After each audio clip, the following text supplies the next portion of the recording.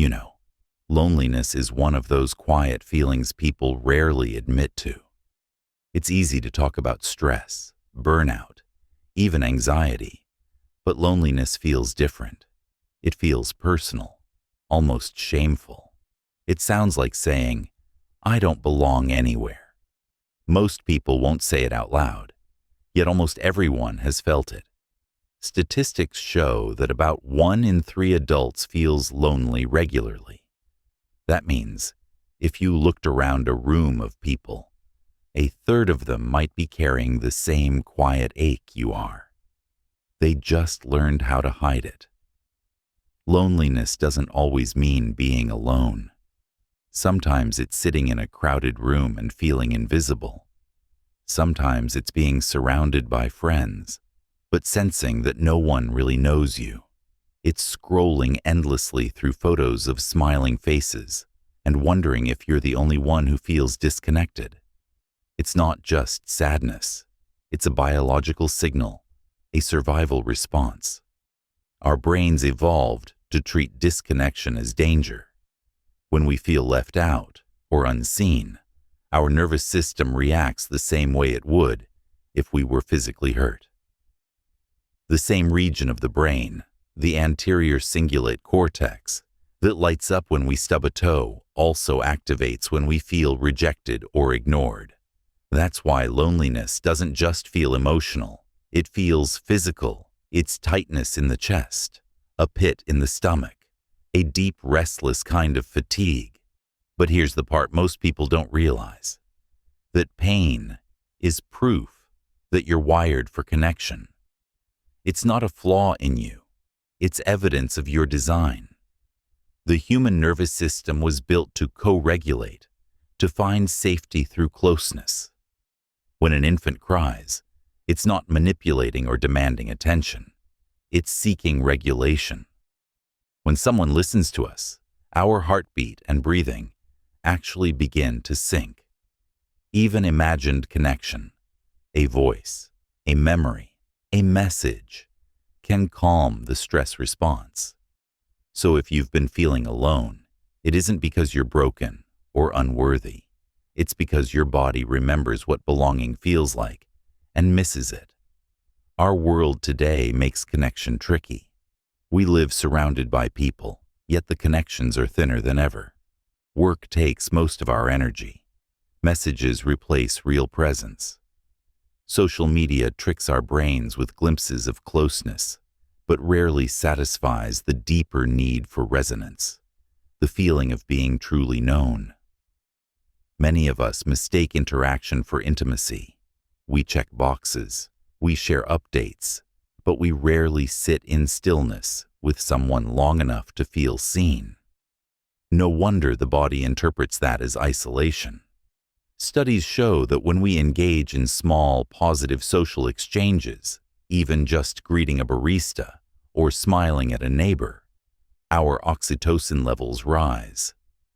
That chemical quiets the stress response and helps us feel more trusting and open. It's not about forcing social energy when you're drained. It's about gently retraining your nervous system to recognize safety again. That's what heals loneliness. A few moments of real presence, repeated often enough that the body begins to relax. If you're listening to this and feeling that ache of isolation, take a breath. Feel the air move into your lungs. You're not as alone as your mind tells you. There are millions of people breathing through this same moment right now, wondering if they're the only ones who feel disconnected. Somewhere out there, someone's heartbeat is matching yours. Someone's chest is rising and falling with the same quiet hope that maybe, just maybe, they'll find someone who understands, that someone could be you. Sometimes connection begins not with reaching outward, but with softening inward. The truth is, you may not need to be around more people. You may need to feel safe with yourself first.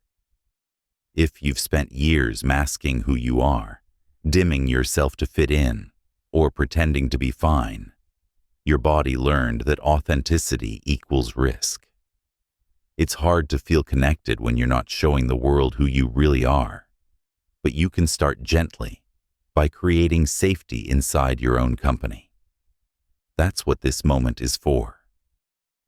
Right now, as you listen, let your shoulders drop. Notice how the air feels against your skin. Let the edges of your body soften. This simple awareness reconnects your mind and body, and that, too, is connection. The first form of belonging is belonging to yourself. Loneliness whispers, "Nobody understands me." But here's the quiet truth science reminds us of. Human emotions are universal. Every person on Earth shares the same neurochemical patterns of love, grief, joy, and longing. When you feel lonely, you're literally experiencing the same brain states that millions of others are feeling this very moment. That means even in your isolation, you're part of something collective. The loneliness isn't a wall separating you. It's the bridge that could unite you with others who feel the same. Researchers found that when people share vulnerable experiences of loneliness, they often form stronger, faster bonds than when they only share successes.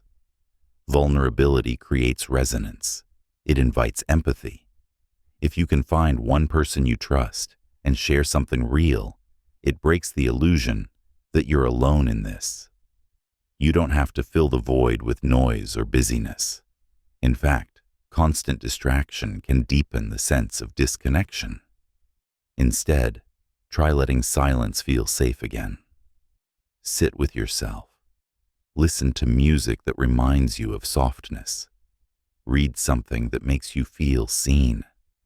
And when your mind starts whispering that you're unlovable or forgotten, question that voice. Ask it, whose voice is this? When did I learn that? Often those beliefs come from years of small rejections or neglect. But beliefs can be rewired.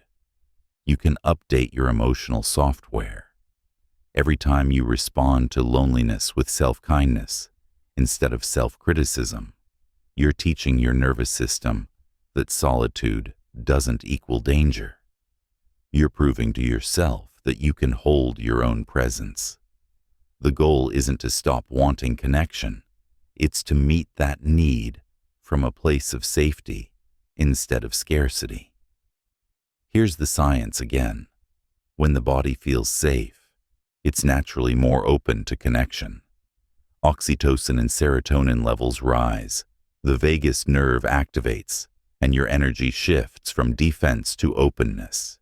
You become easier to approach, more grounded, more magnetic.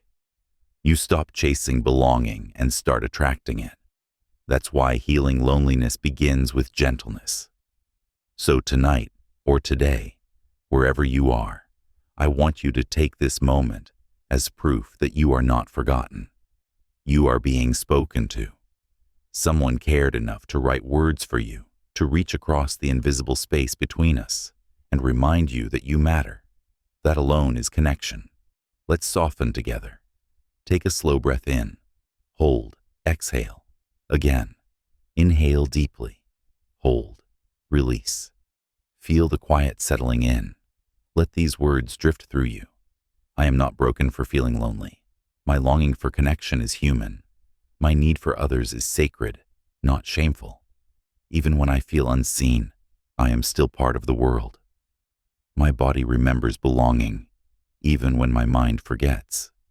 I can feel connected by returning to presence. Every act of gentleness creates a bridge back to others. I am safe in my own company. I am open to love and friendship in unexpected forms. I belong to life itself. Connection will find you again. It always does. Sometimes in small ways.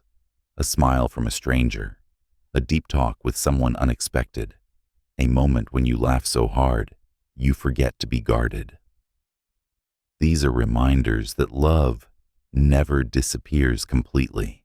It just shifts form until you're ready to receive it again. Imagine for a moment that you could see yourself the way someone who loves you would. They'd notice how much you've endured, how much grace you've built from the pain, how soft your eyes become when you care. They'd see the light still in you. That light never leaves, even in loneliness. Sometimes it's brightest when it's quiet. Here's something fascinating about the brain.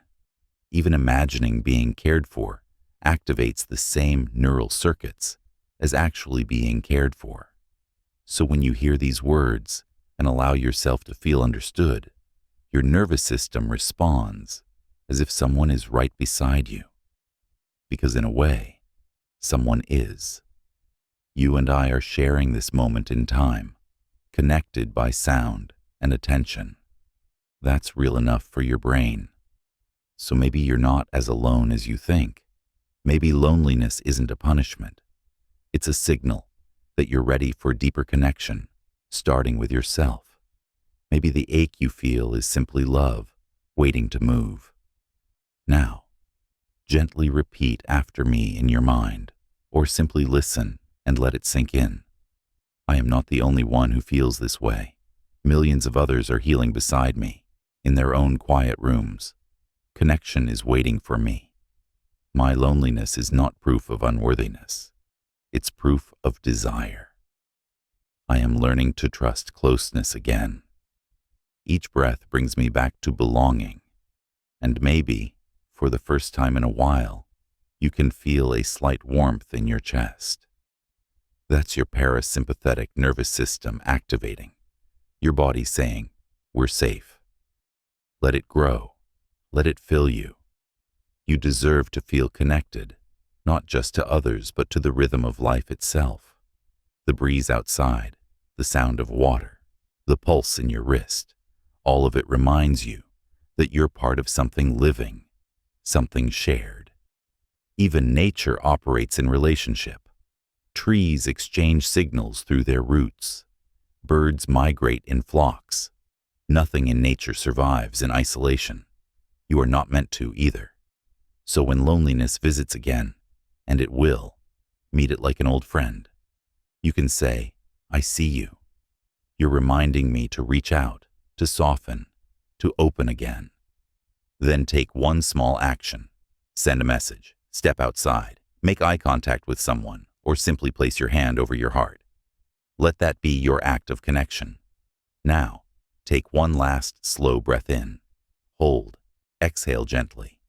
Feel the quiet widen inside you. You are not alone. You are simply learning to notice connection again.